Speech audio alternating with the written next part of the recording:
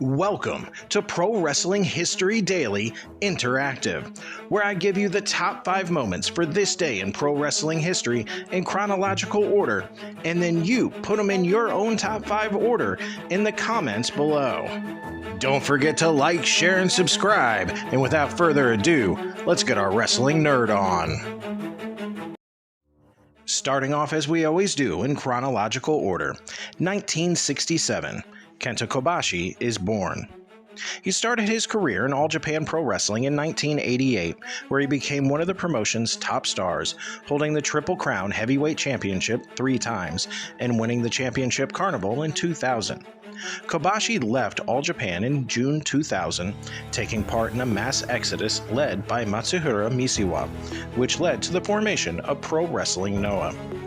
Widely regarded as one of the greatest professional wrestlers of all time, Kobashi worked for Noah for 13 years and held the longest heavyweight championship reign of all time for them, holding the championship for 735 days between 2003 and 2005.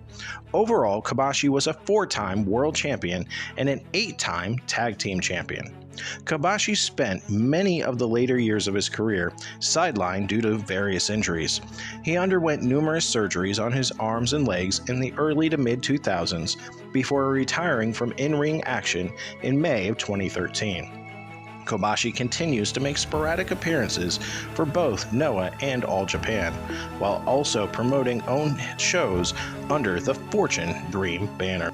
Jump into 1983, where we see Roddy Piper defeat Dick Slater in Asheville, North Carolina to win the NWA television title, beginning his second reign.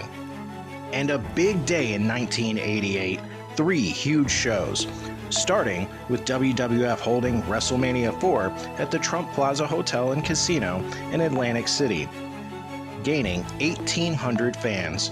Of course, this show is best known for its very lengthy tournament, which sees Randy Savage win his first WWF heavyweight title. The second show on that date, of course, up against the WWF WrestleMania 4 pay-per-view, TBS airs the very first NWA Clash of Champions.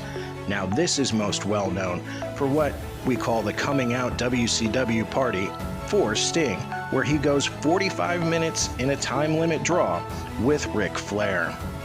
And the third big show for that day in 1988, and not to be outdone, All Japan runs a show with the main event of Bruiser Brody pinning NWA International Heavyweight Champion Jumbo Teruzza to win the title, ending Teruzza's second reign and beginning Brody's third. It would be the final major title Brody would hold until his death 4 months later. 4 years later, in 1992, Eddie Gilbert defeats the Dark Patriot, his brother Doug underneath a mask, for the Global Wrestling Federation North American Heavyweight title in Dallas, Texas. And last but certainly not least, 1995, Miss Texas, aka Jacqueline Moore, wins her 10th of 14 USWA women's titles in Memphis, Tennessee, ending Sweet Georgia Brown's 3rd reign. And those were your pro wrestling history highlights for this day. What's number 1? Is it Kenta Kobashi, or is it that big day in 1988 with the 3 big shows? And then how does the rest of your top 5 look? I look forward to seeing it in the comments below. Till next time, take care of yourself and each other.